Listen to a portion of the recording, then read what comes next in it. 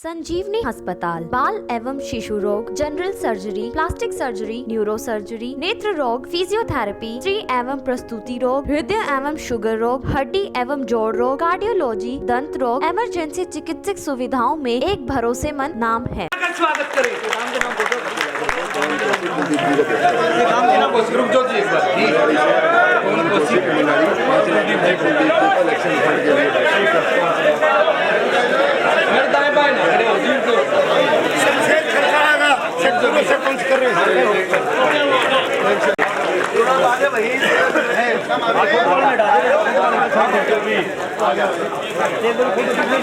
भाई सभी साथियों से विनती है यार, स्टेज पे व्यवस्था को नहीं भाई, दूसरा नहीं कहते हैं, हाथ जोड़ के विनती है स्टेज पर व्यवस्था बनाए भाई। जिन्हें स्वागत कर लिया जिन्हें स्वागत कर लिया कृपा करके भाई वो बैठ जाए। जिन्होंने स्वागत कर लिया हाथ जोड़। सभी का यहाँ पहुँचने पर और मुझे मन से आशीर्वाद देने पर मैं हाथ जोड़कर धन्यवाद करता हूँ।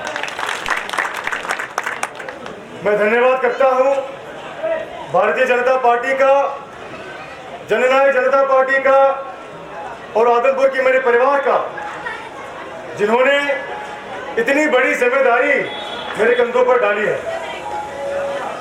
आदमपुर का उम्मीदवार होना मेरे लिए बहुत ही गौरव की बात है, क्योंकि आदमपुर मेरा घर, मेरा परिवार है। आदमपुर को मेरे दादाजी ने बहुत ही प्यार से सींचा था और उनके बाद पिताजी ने पूरी मेहनत और लगन के साथ इसकी हिफाजत की है। और मैं आपको विश्वास दिलाता हूं कि भविष्य में भी मैं आदमपुर के मान और सम्मान को आगे बढ़ाने में कभी कोई कमी नहीं आने दूंगा। सम्मानित ग्रामवासियों, एक शिक्षित युवा प्रत्याशी होना मैं अपनी सबसे बड़ी ताकत समझता हूं, क्योंकि मुझ में ऊर्जा है, मेहनत करने की क्षमता है और एक नई सोच लेकर आपकी सेवा करने की इच्छा है।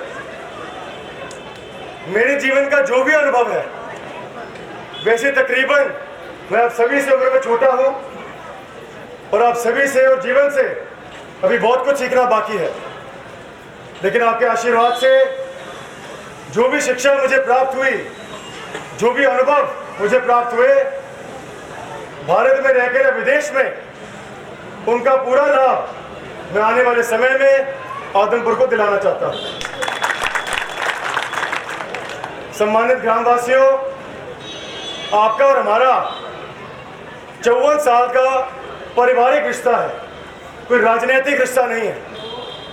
आज पूरे हिंदुस्तान में आदमपुर की एक अलग पहचान है।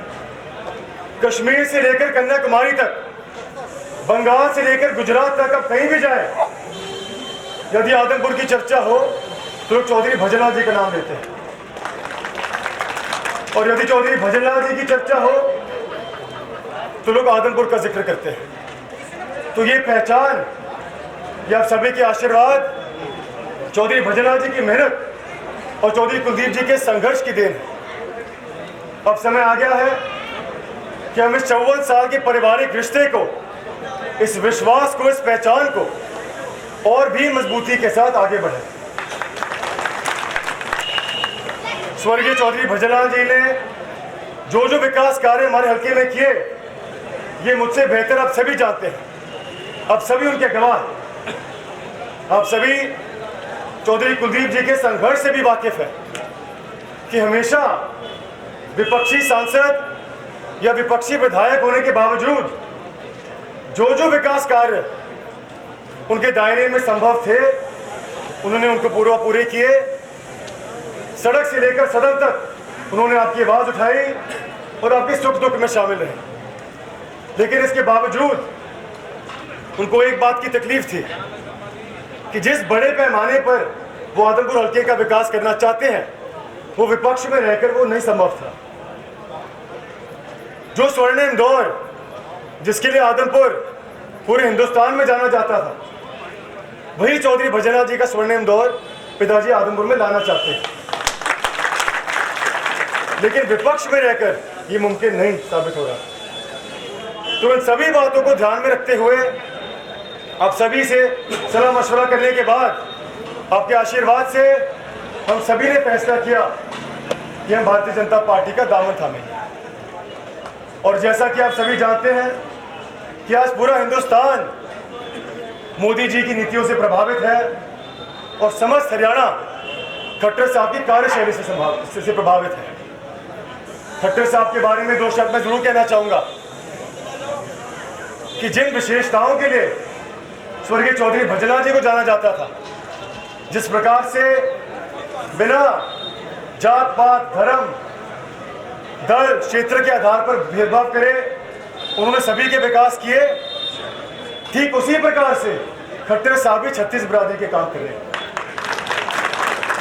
दूसरी बात, यदि मैं कहूं कि खट्टर साहब का विशेष रूप से आदमपुर पर आशीर्वाद बना हुआ है तो वो भी गलत नहीं होगा।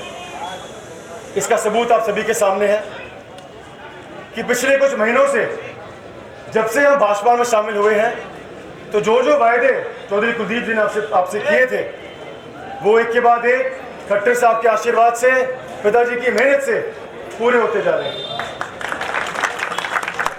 आज आदमपुर में विकास कार्यों ने एक नई रफ्तार पकड़ ली है और ये सिर्फ शुरुआत है।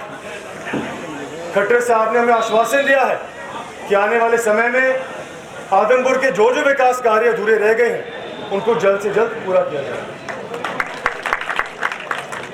सम्मानित ग्रामवासियों, मैं ज़्यादा ना कहते हुए आप सभी का मैं ज़्यादा समय नहीं लेना चाहता और वैसे भी मंच पर मुझसे कई अधिक वरिष्ठ नेता विराजे हुए हैं। मेरी आप सभी से हाथ जोड़कर प्रार्थना है कि एक तो जो साथी आज किसी कारणवश इस सभा में मौजूद नहीं हो सके उन्हें आप हमारा संदेश पहुंचाएं और उनसे भी अब मेरी तरफ से उनका आशीर्वाद लें। और विशेष रूप से जो लोग हमसे नाराज हैं, जिन लोगों ने कभी हमें वोट नहीं डाला, उनसे चर्चा जरूर करें, तर्क वितर्क करें और दो बहुत ही साधारण लेकिन महत्वपूर्ण सवाल करें। पहला तो ये कि क्या आप अपना मतदान सत्ता पक्ष में करके अपने काम कराना चाहते हैं या विपक्ष में रहकर और पिछड़ना चाहते हैं। दूसरा सवाल ये करें कि आप अपने ही परिवार के सदस्यों को आशीर्वाद देना चाहते हैं या एक ऐसे भारी उम्मीदवार को आशीर्वाद देना चाहते हैं जिसको आदमपुर से कोई सरोकार नहीं। तो साथियों, ज्यादा ना कहते हुए एक संकल्प लेकर जाता हूं कि स्वर्गीय चौधरी भजलाल जी की पथ चिन्हों पर चलकर और चौधरी कुलदीप जी के संघर्ष और ईमानदारी से सीख लेकर मैं आपका पोता, आपका बेटा, आपका भाई बनकर आपके काम आऊंगा। आप सभी ने हमारे परिवार पर हमेशा अपने आशीर्वाद का हाथ बनाए रखा, उसका ऋण मैं इस जीवन में तो क्या 7 जन्मों में नहीं चुका सकता, लेकिन एक बात का विश्वास दिलाता हूं कि आप सभी का मस्तक गौरव से ऊंचा हो, इसके लिए मैं हर प्रयास ईमानदारी से करूंगा। एक बार पुनः आप सभी का यहाँ पहुँचने पर मैं दिल की गहराइयों से धन्यवाद करता हूँ और उम्मीद, अपेक्षा और प्रार्थना करता हूँ कि आने वाले 3 नवंबर को आप कमल का बटन दबाकर मुझे आशीर्वाद देंगे, आपकी सेवा करने का मौका जरूर देंगे ताकि हम सभी साथ मिलकर एक बार फिर स्वर्गीय चौधरी भजलाल जी का स्वर्णिम दौर आदमपुर में ला सकेंगे। आपका बहुत बहुत धन्यवाद। जय हिंद, जय आदमपुर।